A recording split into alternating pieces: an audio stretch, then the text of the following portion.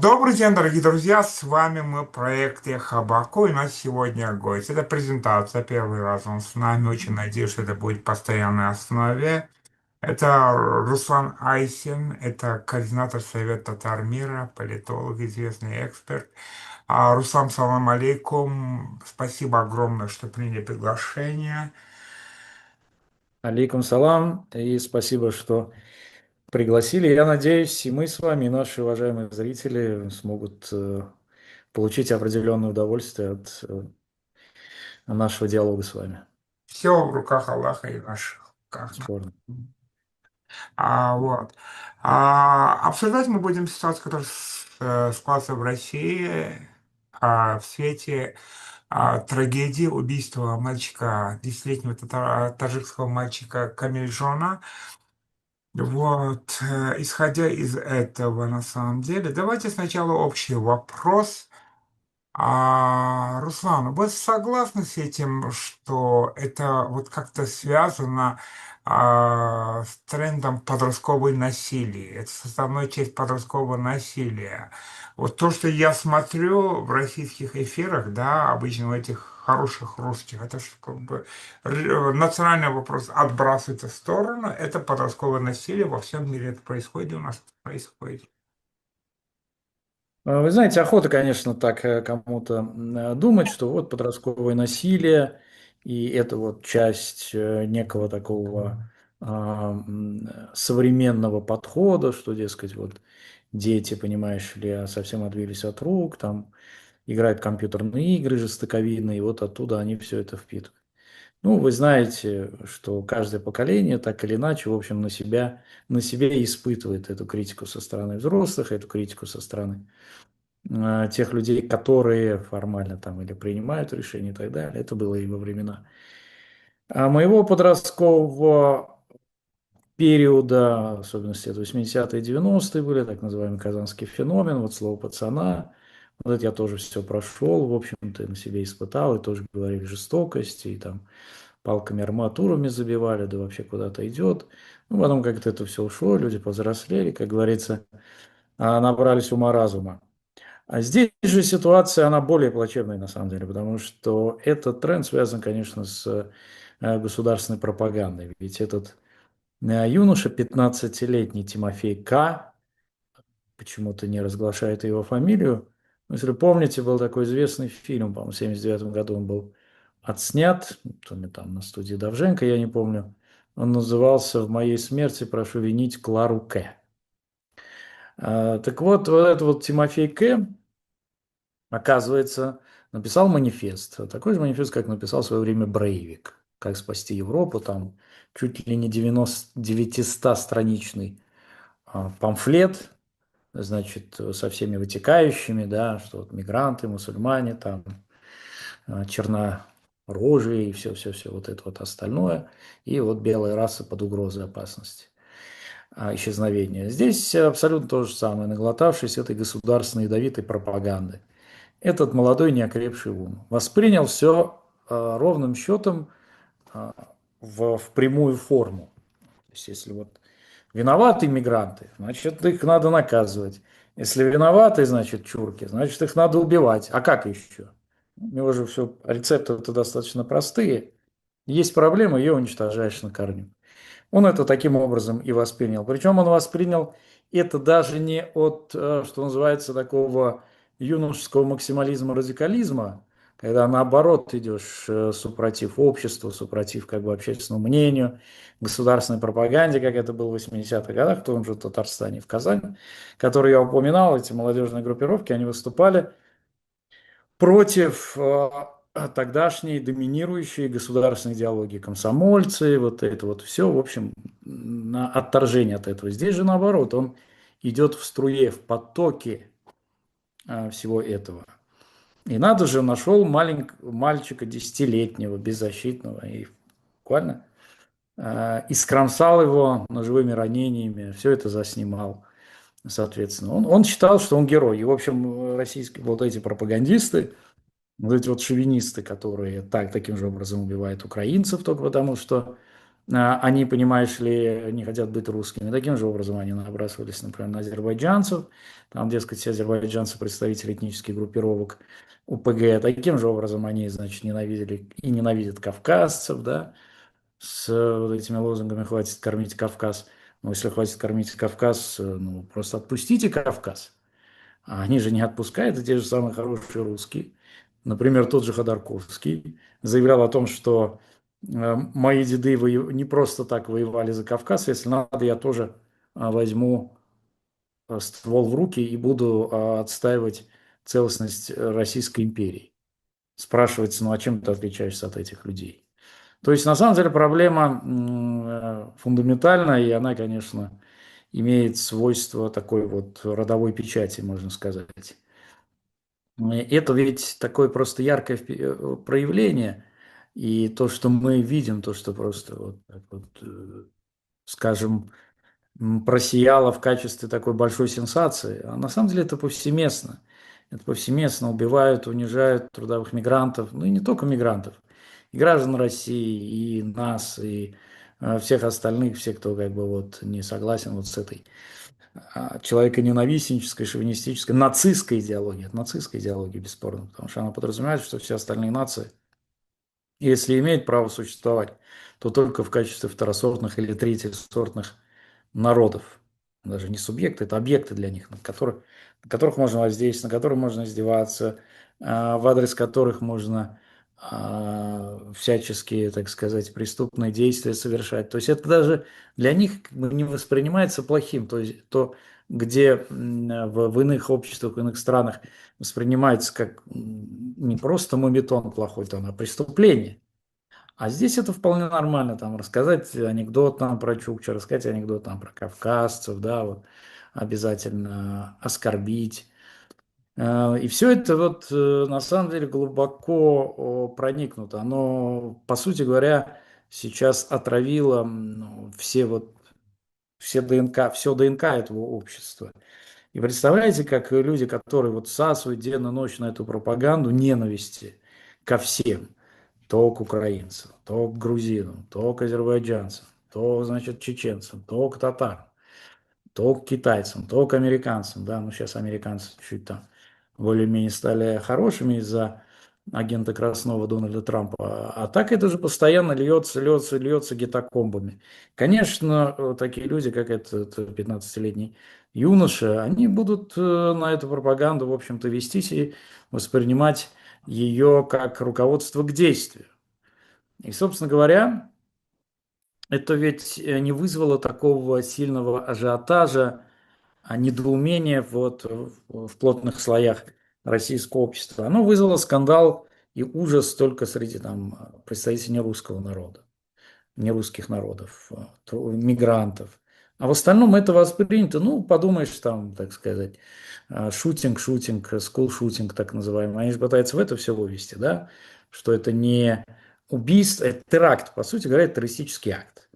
Потому что он долго готовил, он действовал в формате идеологического дискурса, он всячески выражал эту свою позицию, готовил, заснял это для того, чтобы это потом впоследствии имело эффект. Террористический акт же имеет какое свойство? Чтобы он имел определенный эффект. Иметь там страха, запугивания или наоборот, чтобы прогремело имя, прогремела вот эта вот сама акция. Так что я думаю, то, что произвел этот Тимофей К., это не что иное, как диагноз всему российскому обществу, всему российскому государству. Когда человек, мальчик, то есть это, ну, десятилетний мальчик, который только начал свою жизнь, может спокойно стать жертвой тех людей, которые считают, что вот эти вот угрозы, эта пропаганда шовинизма должна иметь реальное воплощение. Не просто быть такой словесно-виртуальной сферой, да, ну, там, на первом или там, на втором канале там сопли в разные, со слюнями в разные стороны бросают, там орут, уничтожим, там атомную бомбу скинем то на Стамбул, то на Вашингтон, то на Париж и так далее. Ну, вот все, некоторые воспринимают это, ну, там, подумаешь, резвятся, а кто-то воспринимает это на полном серьезе. В свое время, знаете, когда был жив Жириновский, очень многие за него голосовали, и я спрашивал даже тех людей, которые это делали, я занимался политикой, они говорили, мы голосуем за, ну, из-за прикола. Ну, прикольно, вот там предлагает, там, вот каждому мужику по бутылке водки, каждой женщине по мужику. Ну, вот прикольно и все. Ну, вот, да, доприколились, что называется. Да, соглашусь. Ну, вот где-то за неделю до этого я видел ролик, там выступала девочка 12 лет. Она призывала всех встать на ноги и не дать построить мечеть в Перми. Она перебила. Мгм, да. Вот, вы видели, да, этот ролик? Нацизм опускается уже на детский этаж. Тимофею 15 лет было. Ну, и есть 15 лет ему на самом деле. Вот. Опускается на детский этаж этот нацизм уже. Да, я думаю, что это как раз вот следующий этап тоталяризации российского дискурса, вот этого нацистского. Потому что, как вы знаете, тоталитаризм подразумевает, что вот в эту идеологию вовлечены все, от мала до велика. Ну, там, условно, Гитлер-Юген, там обязательно должен быть трудовой фронт, там, ну, как бы все слои общества должны быть задействованы, и все должны как один, в общем, служить вере Отечеству, там, отцу, идеологии, государству, единому государству, как это было у Замятина в антиутопии. И здесь то же самое, как мы видим, 15-12-летние дети, подростки, это же дети, это не то, что там раньше было. Там. Помните, Жюль Верна, 15-летний капитан, вот я читал во втором или в третьем классе, ему 15 лет, это уже мужчина, да, а сейчас понятно, что это инфантилы, но эти инфантилы впитывают вот это вот все, они стараются походить на своих родителей, на своих кумиров. А кто у нас кумиры? Ну, в смысле, в России кто? СВОшники, там, Здравствуйте. Моторол, вот эти вот все, да, вот это косые, кривые, алкаши, там, наркоманы, которые там 3 слов связать не могут, которые кричат, орут, надо убивать, резать, мочить. Ну, и даже если вот такие люди, как бы к ним не относись, Красовский, он же далеко не идиот. Да, ну, вы знаете, о ком я им говорю. Не общеизвестный Антон Красовский. Но он известный, он же на втором канале у него была своя Да, да, передача. да, да, я понял, о ком тогда бы, да. Он далеко не глупый, хоть, естественно, там со всякими бзиками, он уже опустился, там наркоман, болеет ВИЧем.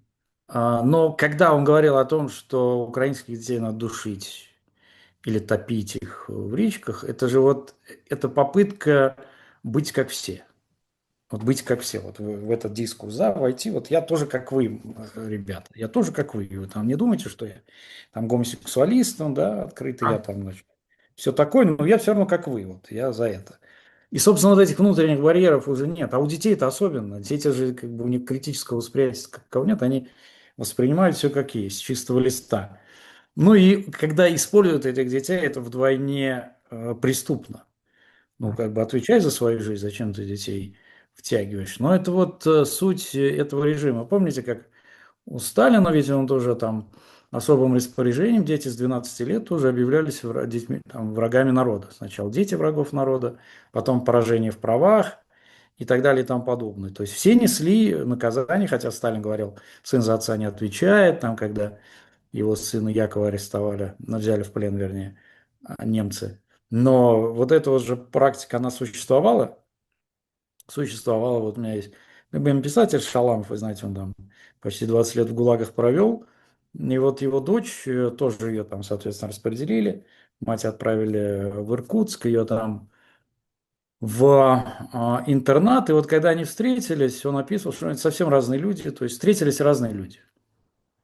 И потом уже супруга сказала, слушай, давай не порти ей жизнь, она не хочет тебя звать. Ты испортила ей жизнь, все. И дочь до конца жизни и отца, и своей не хотела знать отца. Все вот.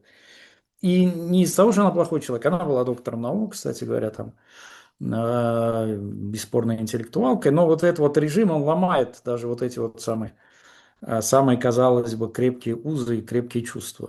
Так что режим это делает, на мой взгляд, сознательно. Да, абсолютно согласен с вами, Руслан.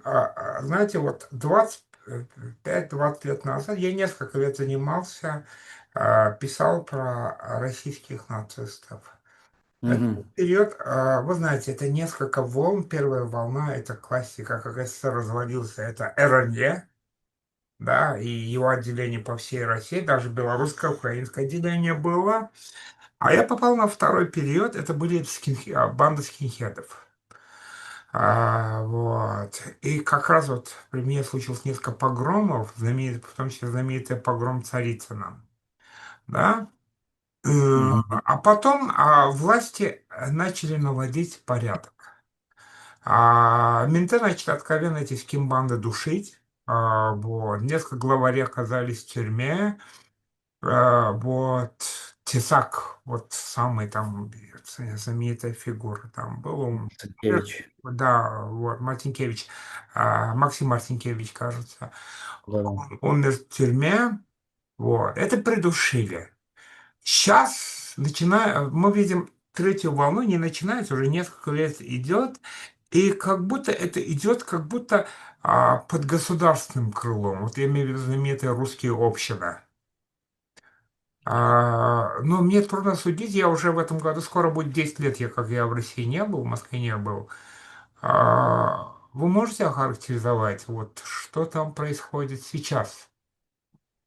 Спасибо, вы действительно так копнули вот к истокам того, что происходило. Оно на самом деле имело несколько волн, и скинхеды, и вот эти РНЕ, русские, там, русское национальное единство, и баркашовцы, да, помните, вот Там они, Баркашовцы есть, Аренка, Баркашов, да. да, Баркашов, они как-то вот так вот на стыке, они вроде и поддерживали власть там, ну, имеется в виду это государство, и там критиковали Ельцина, там, либерал, сволочь, там, понятно, продал России матушку и все Баркашов, такое. насколько я помню, на самом деле.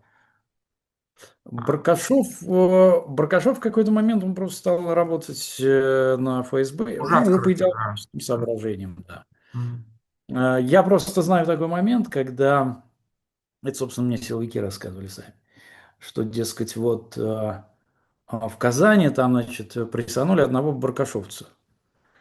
И, значит, он там стал кичиться, да, там за мной Москва и все такое. м, И эти силовики, значит, встретились с Баркашовым, сказали так. Он сказал, что да, что хотите с ним делать, он вообще это негодяй там и прочее, прочее. Да, он сразу от него открестился, сразу открестился. Ну, я сразу понял, что имелось в виду, что он просто с ними работал. м. Вот. Далее случилось, если помните, Манежная площадь, там восстание, там 2005, какой там год. Третий год, А, по-моему, был, или Да, четвертый. потом вот эти вот, Четвертый, да. да, потом вот эти футбольные болельщики, ну, это вот спартаковские как раз там, и прочее, прочее. А потом Сурков, небезызвестный тогда был, как вы помните, замглавы администрации Да. Владислав. Путина, такой вот демиург считался. Что он сделал? Он всех этих нацистов, футбольных болельщиков начал инкорпорировать. И, кстати, может, вы видели, по крайней мере, информацию о том, что вышла на свободу Хасис, такая Да, девушка, ну, недавно интервью дала громкое. да, да, сейчас уже женщина, 16 лет отсидела, но выглядит, я извиняюсь, получше всяких фотомоделей. Я не знаю, где она сидела. Нам бы так сидеть, как говорится. Да. И она была, как известно, сообщницей человека, который убил двух, значит, антифашистов. Это Адвоката и журналистку. адвоката, да, и журналистку, значит, сейчас фамилию забыл, Бабурина и что-то еще кто-то.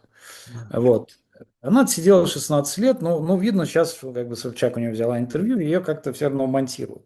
Но вот когда началась уже агрессия России против Украины, тогда все эти вот правые, в основном, часть, кстати говоря, ушла на Украину, М, э, правых нацистских, скинхедских и болельческих структур, фанатских так называемых, они перешли под крыло ФСБ, Минобороны. И вот такая вот структура «Эспаньол», там вот эти вот фанатское движение, тоже за спинами которых жизни очень многих людей, они стали частью, официально частью государственной машины. Официально. Ну, как в свое время Гитлер, в общем, вы знаете, там сначала Рюгер. чернорубашники, Мгм. да, сначала их разгромили, а потом остальных вмонтировали в систему. Не будешь встраиваться, ну, тогда просто растопчем. И этот вопрос стал, если помните, перед национал-большевиками, вот этими нацболами. Вроде вот выступали против Путина, Путин сволочь, предатель, а потом раз и воюет вместе с Путиным за великую там Россию. Россию. Они же орали там Сталин, Берия, ГУЛАГ и так далее, да? Я помню, я Вот. был на их собраниях, когда Ну Димон вот, еще был жив. да, собственно, вот это тоже интересная такая перверсия, наверное, такая перверсия, потому что все эти люди, которые вроде выступали против, они сейчас, ну, соединились с путинской системой, нашли точки соприкосновения, и многие из них сейчас ходят в статусе героев. Ну да. Хорошо. Это значит уже получается официальные, как бы, да, боевики, можно сказать. Это Гитлер-Югент, Путин-Югент, Мгм. да, Да. можно констатировать. Потому что я помню еще как бы в середине 2000-х нацболлар уже тогда перестали их особо как бы дербанить.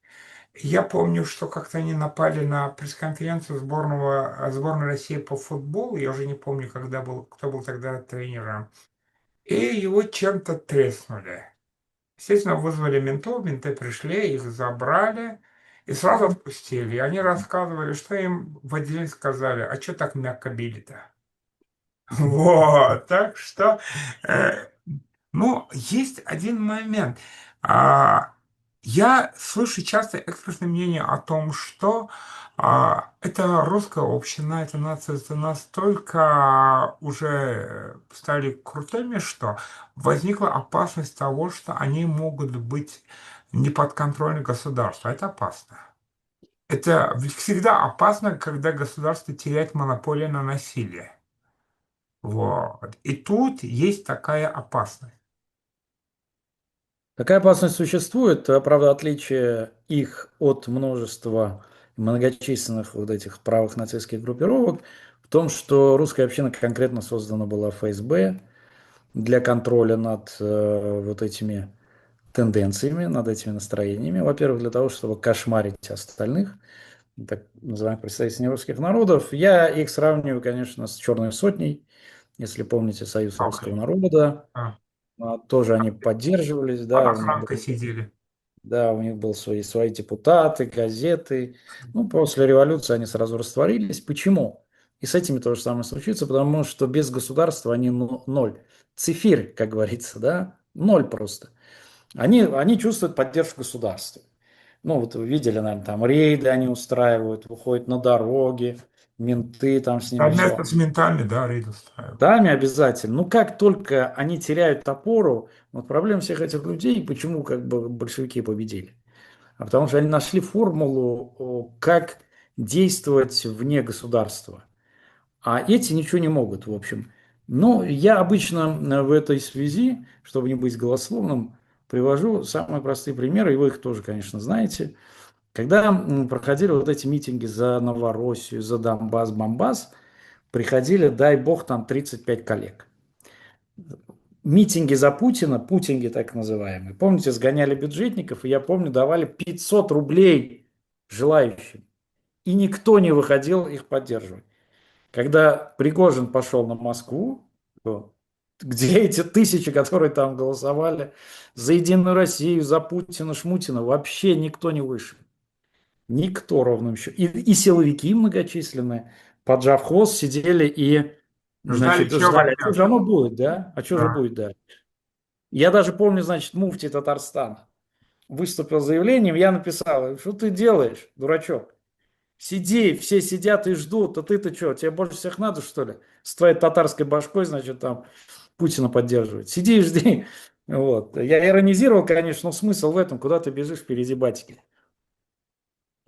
Смысл в том, что Знаете, ведь... извините, пожалуйста, что вас перебью. Вот точно такой же в качестве алаверды пример. Помните ГХЧП 91 года, да? Да. Первый день, второй день, практически все молчат. И на третий день президент Азербайджана Аяз Муталибов, находясь в Иране, выступать в поддержку КХЧП за несколько часов до развала КХЧП. Так что азербайджанская башка тоже умеет. Да, ну, это было как даже, ну, собственно, мне советник Шамиев рассказывал тогда, что политический был такой Рафаэль Хакимов, ну, он живой, но не в строю, скажем, уже в политическом. Значит, взял Шамиев и поддержал ГКЧП, хотя Татарстан в 90-м году уже объявил суверенитет. Да. Спрашиваю, зачем вы это сделали? Ну, говорит, знаешь, ну, как бы непонятна была ситуация, ну, неужто нельзя было переждать? Переждать-то надо было всего сутки. М, Нет, вот, а здесь такая же история. Собственно, ну вот вроде как и ЧП же, помните, вот это вот трясущиеся руки Янаева там. И я-то помню даже хорошо этот момент, да, я был мальчишкой, Пресс-конференция их знаменитую, да. пресс-конференцию, я вышел на улицу, я в футбол тогда играл, с мячом и никого нет. Значит, спрашиваю, что случилось? Все, чрезвычайное положение, сиди дома. Я ощутил какую-то такую пустоту звенящую, не очень понятную. И по телевизору смотришь, вроде все ужасно, но смотришь действительно на руки Янаева, понимаешь, что ну, как бы все это крайне ненадежно. Что и случилось. И с русской общиной, я думаю, что будет все то же самое. Но они наводят шорох, они пугают, они стращают, они занимаются, ну, помните, как вот эти вот ДНДшники были там, добровольные, как там народная дружина, да? Да. Ходили мужики там серьезные, значит, вот после работы там. На самом деле, в большей степени ходили, водку пили там с этим. Так что создавать они могут по типу вот этих, этой черной сотни, но итог будет один и тот же. Все лидеры черной сотни, как вы помните, разбежались по Европам. Кто-то присягнул Муссолини, кто-то потом присягнул даже, кстати говоря, Гитлер. Вот. Так что незавидная участь у этих тоже будет. Да. Знаете, на самом деле, вопрос такой, он концептуальный такой. Мне уже как бы не один десяток лет это в голове. Есть тенденция. Россия по своей натуре это империя. Но империя 21-го, даже 20-го, второй половины 20-го, по крайней мере, второй половины 20 века, 21 века, она предполагает некий интернационализм. Мгм. В российском формате, да. Ну, Романовы это немцы, ну, грубо говоря. А грузин Сталин был истинным российским царем, русским царем, хотя этнический грузин на самом деле. Как удается совместить это имперскость и русскость? Это вообще парадокс, Да. да. Это вообще парадокс, над которым я долго бьюсь, имеется в виду интеллектуально. И не могу понять, как эти тугодумы чекистские лейтенанты собираются устроить империю, если они ее базируют на сугубо на шовинистическом начале русском. Потому что империя, как вы верно отметили, имеет прежде всего интернациональный статус. То есть ты завоевываешь народы и включаешь ее в особый цивилизационный код. Котел, вот общий котел. Ну Да. да, кстати говоря, вот этот вот котел, как он, э, котел как по-немецки, пут или как, значит, ввел один, употребил это значение один еврейский мигрант. Ага. Значит, который сказал, что вот здесь вообще котел, мы приехали, здесь нас всех переварил. А потом это стало как бы формой, как мы видим, вот, цивилизационного кода. Советский Союз тоже, можем его ругать, конечно, но действительно он уникальным образом создал империю. Ну, там, и что интересно, действительно, вот так посмотришь, например, там, жители России, там, условно, проживают на Камчатке и русскоговорящие где-нибудь в Калининграде, в Латвии, они говорят на одном языке. А М. даже в Германии, там Хохдойчланд и, значит, там баварский диалект, тем более австрийский, это вообще там две большие разницы. Да, Баварский ну, ближе к австрийскому, насколько и немецкому, насколько я понимаю. да, ну, все равно это же, ну, вот оно пространство на самом деле, это меньше там, чем Якутия в 10 раз, но все равно. Они создали определенное пространство на основе немецкой идеологии, что уж говорить, на основе немецкой идеологии. В этом смысле, конечно, немцы первопроходцы во всем. Собственно, с эпохи просвещения это началось. Но Сам факт того, что сейчас, а так как вот эти вот путинисты, ну они же как бы низкого пошиба, откровенно говоря, они решили возродить империю, но концепта империи у них нет. Почему? Они взялись за русский мир. Вы знаете, оказывается, откуда эта концепция взялась? В 95-96 годах, это писал, в общем-то, еще Глеб Павловский, а он по заказу Кремля, фонд эффективной политики, ФЭП, так называемый, создали специальную программу, концепцию для русскоязычных евреев Израиля. Ну, там Либерман, вот это наш дом Израиль, ну, чтобы вот как на них воздействовать. Потом как-то так все это, значит, оказалось ненужным, они убрали под сукно. Потом пришел вот этот вот Путин, там, русская весна и прочее. Оказалось, что что-то надо придумать. И они говорят, слушайте, оно у нас есть, а давайте его использовать. И вот возникла идея вот этого русский мир, там, значит, и прочее, прочее. А на самом деле на коленках написано и не имеющее ничего, ну, как бы близкого к реальности. Потому что, смотрите, вот поразительная вещь. Говорят там, мы, казахи должны быть с нами. Или там украинцы должны быть с нами, белорусы должны быть с нами. Но что им предлагается? Им предлагается идея русского мира. Я понимаю, для славян еще как-то можно это натянуть. Ну, как это натянуть для казахов? Как это натянуть для Азербайджана? Для грузин? Как это вообще натягивается? Никак не Помните, натягивается. 4 года назад там в начале украинской войны было?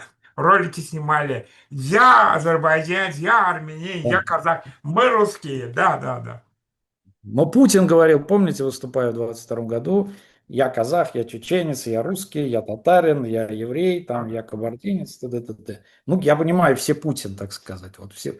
Путин абсолютен, как говорил Дугин. Ну, это же как бы смешно, но они считают, что это как-то должно работать Мгм. худо-бедно. Поэтому я искренне считаю, что, и как вы верно отметили, Россия, вот империя, даже я откатил к 19 веку, к концу, потому что от Советского Союза осталось мало чего, а вот феодальная империя, да, она еще как-то может. Вот что есть правящая элита, есть некий люд. Ты его можешь назвать русский, ты его можешь назвать не русский. Но это же как бы система феодальная, да, еще идей нации-то не было, там и весна народов, там середина 19 века. А на самом-то деле в Российской империи, когда нации начали образовываться, ну так, по европейскому типу, только при Значит, большевиках. Только при большевиках. Ну, большевики что-то формулировали. Эти это вообще ничего не могут сформулировать. Эти же, ну, просто-напросто откровенные бездари. Но у этих бездарей есть агрессия, у этих бездарей есть оружие, у этих бездарей есть нефть, деньги. Мгм.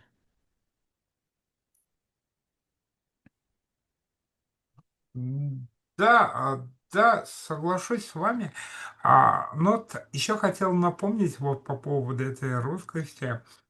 Самое начало Карабахского конфликта, 88 Мгм. год. Сейчас советское телевидение снимает эти репортажи про братство. Армянин говорит о своих друзьях азербайджанцах, азербайджанцы говорит о своих друзьях армянах.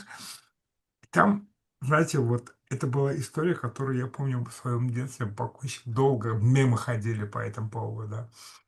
Снимают одного, молодой парень говорит, вот у меня папа азербайджанец, мама армянка, я русский.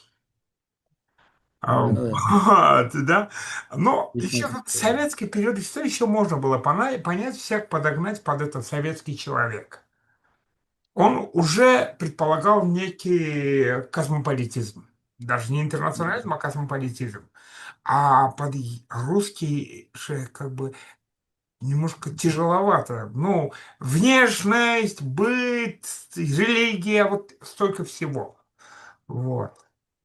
А они всерьез пытаются вот все этих разнородной массы сделать русского. И русский перестанет быть определением национальности, а определением идеологии. Но для этого идеологически они пытаются создать нечто наподобие традиционных ценностей. Дескать, вот мы защитники традиционных ценностей, и пытаются вот за счет этого вылезти, что тоже тяжело получается, потому что все, кто более или менее, так сказать, дружит с головой, видят, что эти люди никакого отношения к каким традиционным ценностям не имеют. Это развратники, это воры, это спекулянты, это убийцы, это педофилы и т.д. и т.п. никаких традиционных... РПЦ, вы смотрите РПЦ, это же просто рассадник всего самого ужасного. Просто всего самого ужасного. И какими они могут быть адептами традиционных ценностей, трудно представить. Но они считают, что это работает. Я-то думаю, что на самом деле, так как они временщики, они считают, что на короткой дистанции, вот на наш век, это хватит. А после нас хоть там потоп. Вот на мою жизнь, там думает Путин условный, там, условный Сечин, этого хватит, мы продержимся. А остальное, ну, пускай думают там дети, внуки, это их задача, да? А у нас, мы им денег сделали, если что, там куда-нибудь переселиться, я не знаю, на Новую Зеландию, там. Вот. И все. То есть это не те люди, которые могут там загадывать там на поколение 2 или 3, конечно, нет. Знаете, на самом деле, в этом контексте я вспомнил одну историю, когда я работал с этими скин-группировками, была такая партия, Народно-национальная партия. А, Они себя называли русистами. Мгм. Знаете, это, слышали о них, да? Они, Слышал, да, периферийно. они скоммуниздили это у покойного Джахара Дудаева. Его фраза была о том, что русизм — это худшая форма фашизма. А вот они это себя называли русистами. А главой этой партии, он официально назвал себя главой партии, не председателем, а главой партии, Мгм. Александр Иванов Сухаревский. Я с ним встречался, брал у него интервью. Вот. Позже как-то у него случилась трагедия, он копался в самодельной бомбе, бомба взорвалась, его поранило, и потом он сказал, что эту бомбу приносил журналист-кавказец.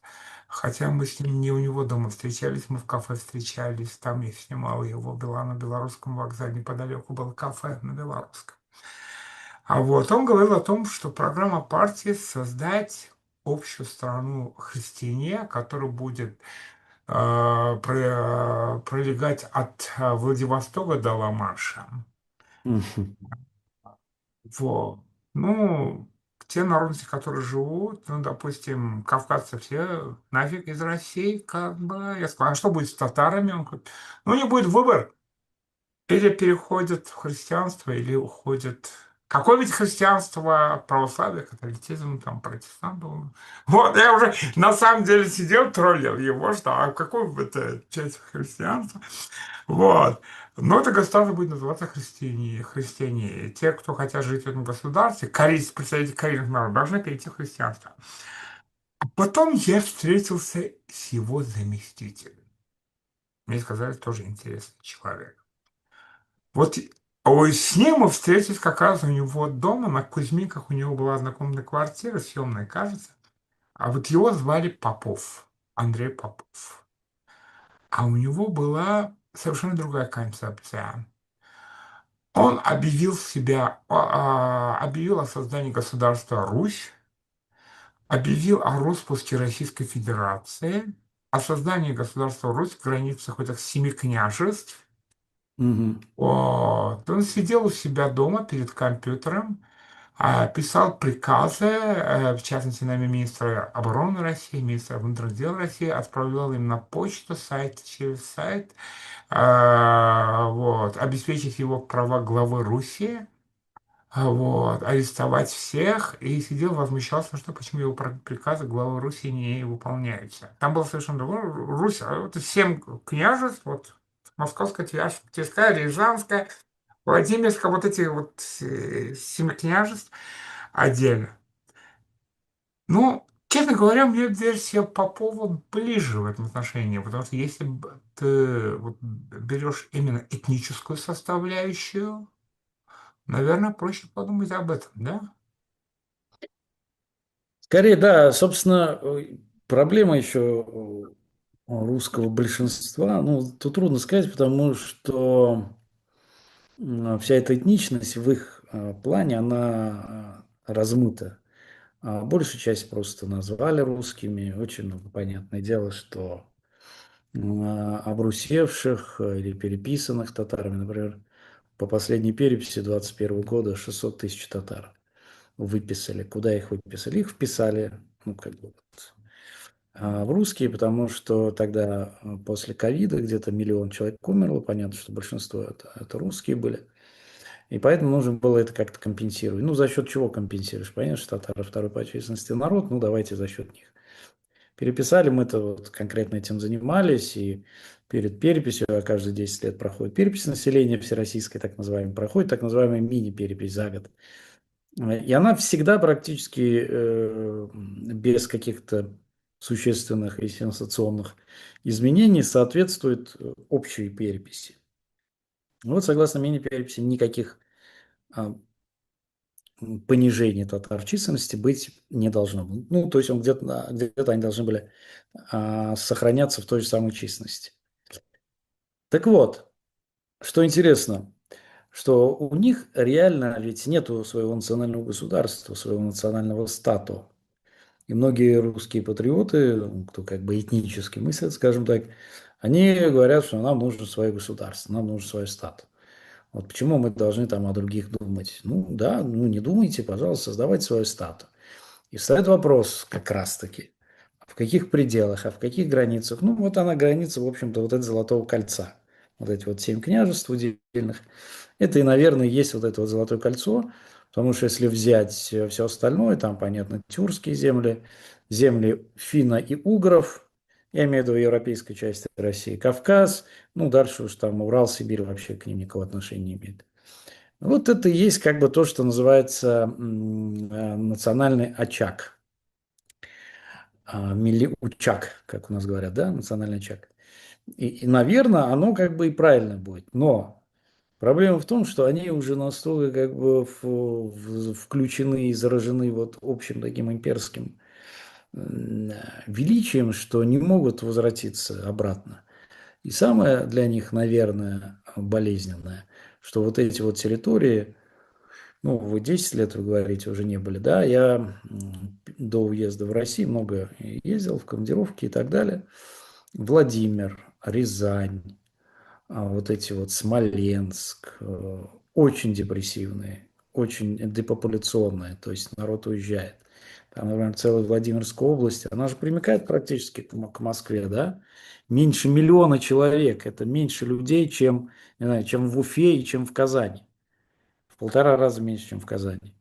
Вот. Это депрессивный регион, ты проезжаешь, все заросло бурьяном, все заброшено, дома покосившиеся. Ну, все, опустошение происходит этих земель. Все. Собственно, Путин – это главный враг русского народа, потому что при нем ежегодно умирает 1 000 000 человек. Сейчас в войну он положил 1 000 000 человек. Он же, да, помимо, значит, наших народов, там, он же и русских людей убивает.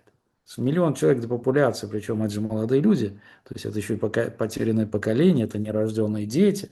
И недаром они почти год назад засекретили статистику по населению.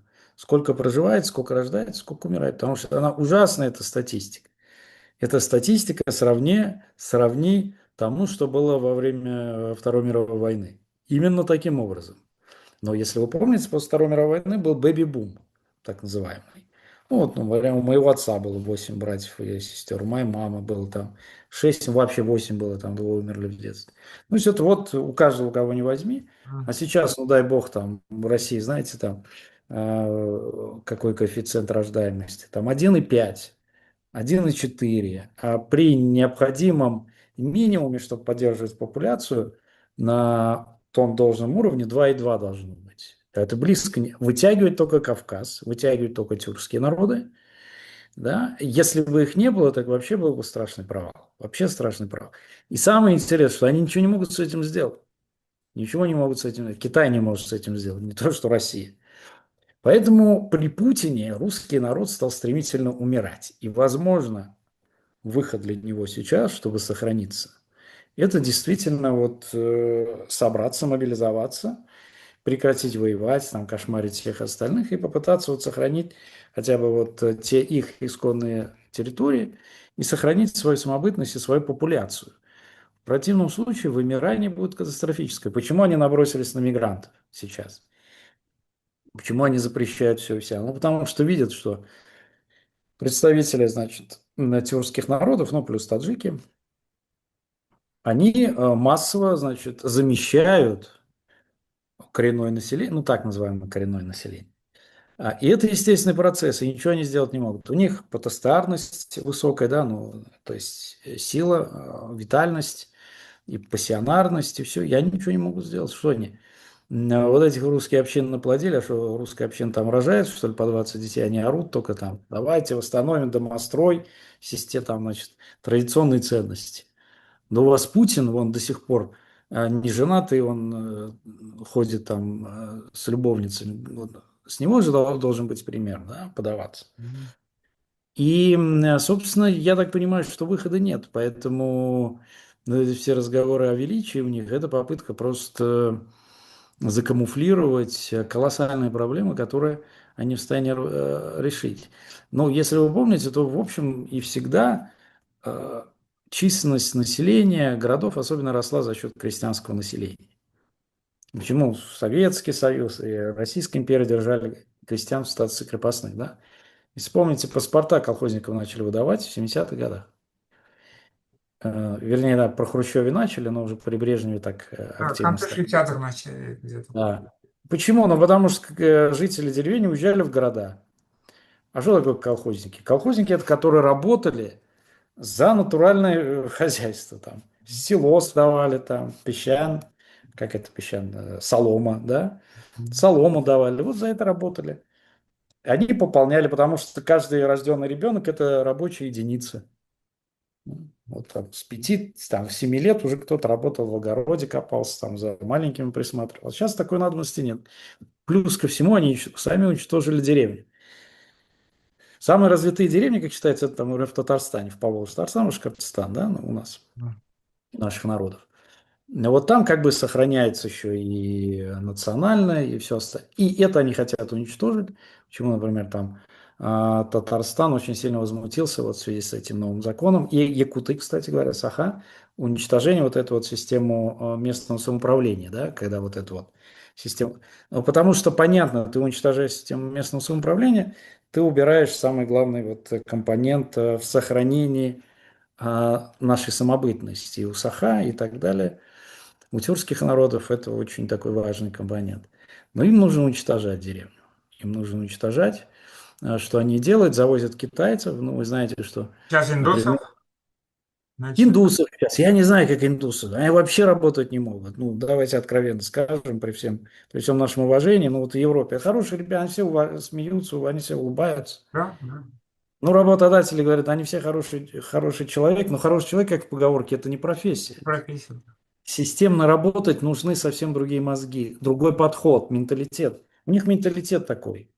Ну, вот природа там, как бы я этим компонентом много занимался как историк, да, значит, вот это просто такое наслоение. То есть у тебя вот круглый год хорошая погода, а тебе одежда не нужна, ты там съел 2 кокоса, 2 банана и все там. А у нас, мы же как бы на севере живем, например, там татары, самый северный мусульманский народ. Что тебе нужно? Тебе нужно, значит, заготовить сани, как в том присказке «Готовь сани летом», да? Мгм. Тебе нужно, значит, озимы, и все это подготовить. Ты постоянно в мобилизации находишься.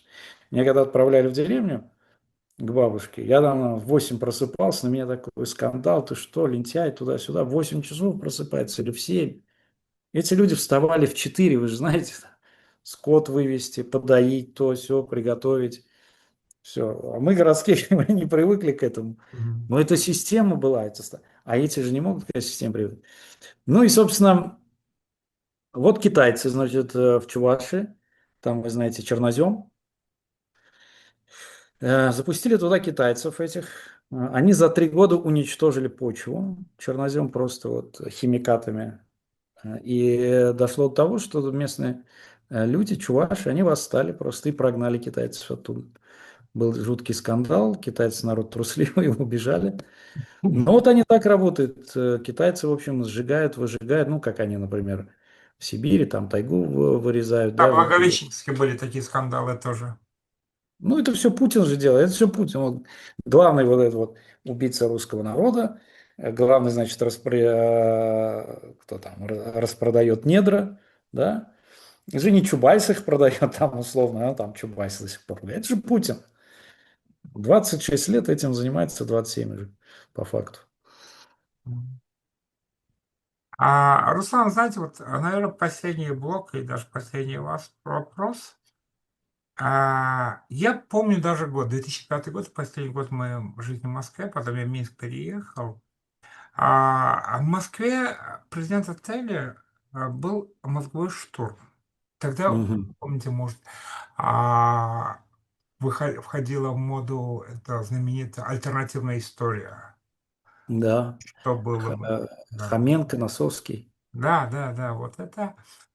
Знаете, на самом деле, вот в частности обсуждали вопрос, что было бы, если бы в 17 году большевики не пришли бы к власти в России. Мгм. Вот. Ну, там некоторые вещи элементарны, да, бы. Если бы Советский Союз не смог бы оккупировать Эстонию, кем была бы Эстония? Эстония была бы Финляндией. То есть такой же Финляндия, ну, вот Эстония. А если бы смог бы оккупировать Финляндию, Финляндия была бы Эстонией. Да, такой же Эстонией. Вот. Там, знаете, вот мысль, которая меня зацепила, да, на нем не зациклились, но и не опровергли. Я уже не помню, кто из участников сказал, если бы в 17 году к власти не пришел бы Ленин, в России к началу 30-х к власти пришел бы Гитлер. Конкретно Гитлер или условный Не, Гитлер? ну русский Гитлер, да, на самом деле. А, Русский. ну, в общем и целом, скорее всего, так и есть, потому что, если вы помните, Керенский именно позиционировал себя как диктатор военный, он очень, ему нравился Наполеон, и он хотел установить диктатуру, это не секрет. Диктатуру хотели установить декабристы. Колчак и Да, вот, ну, 200 лет как раз декабристскому восстанию уже там. Мгм. И, соответственно, у Пестеля, у них прям вот такая была, да, значит, кавказцев тоже изгнать, кстати говоря. Мгм. Там кого-то там в Сибирь сослать и установить диктатуру. Ну, вот она просто по-другому не могла быть, я здесь соглашусь. То есть диктатура, она соответствует менталитету этого пространства. И, собственно говоря, удивительно, что еще какой-то там, ну, не знаю, там 7-6 лет формально все-таки жили в какой-то свободе, там, условно, в НЭП, революция, вот эта вся романтика, она еще как-то вот так вот создавала такой флер. А дальше, ну, как бы Сталин, абсолютно контрреволюционер, имперец. Поэтому, да, я думаю, что если бы Керенского не свергли, скорее всего, Керенский бы установил жесткую диктатуру. Диктатура бы перешла, конечно, по аналогии всех европейских тенденций в диктатуру национальную, националистическую. Ну, тут была диктатура пролетариата, там была там диктатура просто нации. Да, скорее всего, здесь, ну, просто сами так называемые, там, условно-демократические силы, они же были очень слабые, кадеты, там, все это очень было маргинальное, периферийное, ну, эсеры там, да, вот и эсеры. Что такое эсеры? Это же ставка на крестьян. Что такое крестьяне? Ну, Ленин правильно говорил, что, в принципе, крестьянин – это человек, который, в общем, мыслит очень консервативно, косно и поддерживает, и, скорее всего, поддерживает любую власть. Это было правда. Они инфантильные в основном, очень такие политические. Очень инфантильные, очень запуганные, очень наивные, безграмотные. Вот это вот, помните, вот это, говорит, хер поставить, это откуда? Это крестик, им говорят, я расписываться не могу, говорю, ставь крестик, это хер, хэ. Вот хер поставить, знаю, хер положить, вернее, поставить. Это все шло, как бы, большая проблема. Опять, а на что давят вот эти вот патриоты? Так, ну, вот Сталин, значит, пришел, там, модернизировал, там, если бы не Сталин, если бы да никого, да никого. Возможно, но Сталин это сделал колоссальным, значит, колоссальными жертвами, фактически убийствами десятков миллионов людей за счет бесплатной рабочей силы зэков ГУЛАГа, плюс ко всему технологий Соединенных Штатов и Запада, инженеров и всех остальных, когда целые заводы перевозили, там, строили там Днепрогэс, газ, там, МАЗ, все это же как бы западные были вещи, технологии. Когда я учился, это назвали производство сфер производства, так сказать. Товары категории А. Тяжелые станки и все остальное. Ничего там Сталин не выдумывал, на самом деле, и ничего он не создавал, да. Он просто вот колоссальной мобилизацией этих зэков, вот, я уже вам говорил, что я люблю Шаламова, много читал его, как он описывал, как они вот эти вот бедолаги, он ханыги там их называл, да, с кайлом. Он говорит, что человек, в принципе, при Сталине нужен для того, чтобы держать кайло. Говорит, желательно, чтобы у него руки вот так вот сразу были, чтобы кайло держать и вот ломать. Все. Ужасные условия труда. Хотя вот пролетарии, мы должны там уважать человека труда. К сожалению, это пространство, оно, как черная дыра, постоянно воспроизводит вот один и тот же алгоритм. Немножко какой-то просвет и опять тирания. Просвет, тирания, просвет, тирания. И здесь то же самое. Ну вот после Путина, там, условно говоря, может быть там 2-3 дня, ну, условно 2-3 дня. А потом все это может восстановиться, если вот эти вот народы... Единственная ставка – это на народы, которые должны субъектно выстоять и противопоставить, потому что никакой демократическое развитие я в России не верю. Я уже приводил вам цитату Ходорковского, который там обязался с автоматом в руках защищать Северный Кавказ. Какое отношение он имеет к Кавказу? Никто там добровольно не входил, и мы не входили добровольно. Почему, условно говоря, вот вы говорите, там Эстония, Литва, Латвия, вот они имели право иметь свою республику и выйти из состава, а, например, остальные народы там наши не имеют права, хотя у нас там непременно непрерываемая история государственности 2000 лет со времен Хуну, да, тюркских каганатов. А все очень просто. Сталин не допустил создания союзных республик Башкирской и Татарской, чтобы не позволить им соединиться вот во внешней границе с Казахстаном. Все. Только на основе этого нам не дали союзный статус, и на основе этого не вышли из состава Советского Союза. Да? Хотя как бы народ там по 10 миллионов э, человек, но есть там ни в коем случае как бы не ущемляя их достоинства, ну, Молдова, например. Да. Вот у них есть Румыния, есть Молдова. Вот. Например, ТССР в конце 80-х годов по уровню валового регионального продукта обгонял 7 советских республик. 7. Это при том, что большая часть средств уходила в Москву, в советскую казну. Ну и так далее и тому подобное. Вот я думаю, что если вот только народы там субъектно обретут свою самостоятельность, они могут исправить ситуацию, потому что они заинтересованы в этом. А, знаете, вот как бы под вопрос. Во-первых, сначала в качестве ремарки надо было это раньше сказать, когда вы описывали ситуацию с Татарстаном. У меня в Москве знакомый, я не могу не назвать его другом, потому что у нас плотного общения не было, но это у меня к нему безумная симпатия, это Шамиль Изиатуллин. Это известный татарский писатель, на самом деле. Это к нему безумно симпатия. Если он будет смотреть, ему привет и огромный респект отсюда. И он мне рассказывал, как татар заставляли принимать православие еще тогда, да, а те, кто отказывался, топили в Волге, в Изиле. Вот, он писатель, на самом деле, он так красочно это описывал, да, вот эту трагедию. Ну, красочно было, естественно, вот так, она живыми красками. Вот. А, но вопрос не в этом. Меня очень смущает, когда нынешний российский режим называют нацистским. Я бы не сравнил это с гитлеровской Германией в классическом понимании. Мне в голову больше приходит параллели с Муссолини Италия. Вот. Как вам кажется, вот я понимаю, что это такие сравнения вещь неблагодарная, стопроцентных совпадений не бывает, но все относительно, какое-то сравнение есть.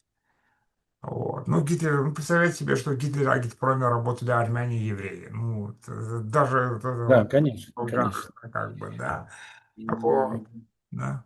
я соглашусь с вами, что чисто политологически, исторически это фашистский режим, корпоративистский режим прежде всего. Что такое корпоративистский? Это когда сферы экономики и сферы там общественных отношений, они поделены, да, кланами. Вот «Газпром» отвечает там друг, «Роснефть» там друг Сечина, вот они все поделили. Это корпоративизм. И, в общем, об этом писал и Муссолини, там про корпоративное государство. А, ну, как там, стату, не выговорю, извините. Ну, в общем, корпоративная статус. И естественно, что оно подразумевает какой-то такой внутренний люфт туда-сюда. А диктатура Гитлера, конечно, она более жесткая, она более идеологическая, однозначно. Она более соответствующая немецкому пониманию орднунга, порядка. Трудно представить в России какой-то порядок немецкого типа. Да, недаром Ой, говорят слава богу, иногда, да. расхлябанность и, как вы знаете, авось. А Авось поговорка пронесет. такая, что в России строгость законов компенсирует их хроническим невыполнением. Да, ну такое трудно представить в Германии, например. Что даже в современной Германии все-таки орднунг имеет колоссальное значение. Поэтому, конечно, нет. Гитлер, скажем так, Гитлер создавал немецкий народ, как бы, или пересобирал его заново, да, пускай будет так. Сначала Бисмарк, потом Гитлер. Сначала Бисмарк, потом Гитлер, да. М. Значит, современный Путин ничего не создает, потому что они создавать ничего не могут. Они, как я уже сказал, сугубо эксплуатируют и паразитируют на советском наследии. Гитлеру досталось наследие так себе, как известно. В прямом смысле страна лежала в руинах и так далее, репарации и прочее, прочее. И вообще мало кто верил в его успех.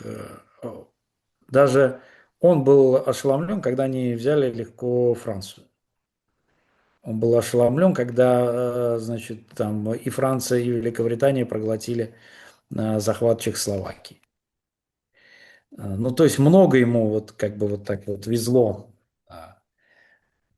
Вряд ли он там всерьез думал, что он за короткое время действительно целую Европу поставит на колени. А путинский режим, я соглашусь, это режим все-таки лейтенантов. Помните, был режим черных полковников, говорили про, Греция. значит, вот эту хунту греческую и кипрскую. А я называю эту хунту, значит, лейтенантов. Путинисты, там, лейтенанты, капитаны и прочее. Собственно, никакой серьезной идеологии в России быть не может. Это тоже так. Потому что, ну, как сказать, вся идеология, которая была в России, она экспортирована. Прежде всего из Германии, там Петр Голландия. из Голландии привез, ну, там, вплоть до такого понятия, как зонтик. Многие думают, что зонтик – это уменьшительный зонт. На самом деле это не, голландская зона солнца, и тик – это ну, вещь, там, защита, да, дек. И многое, многое, многое было взято оттуда. До этого там тюрки правили, понятно, потом, как вы верно сказали, Романовы пришли, потом большевики с немецкой идеологией. Вот. А путинизм – это вот какая-то сборная солянка. Они же непонятно, что они строят. То ли Великую Русь, то ли империю, то ли Советский Союз, то ли фашизм, то ли, значит, социализм они создают, то ли капитализм государственный китайского образца. Ты не понимаешь, что они хотят вообще. Вот так вот откровенно. Поэтому они долго-долго искали, а кого же взять главным идеологом. М. Ну вот Дугина. Вот вы почитаете Дугина, я его лично знал. Он был учеником Гейдара Джемаля Химфулла.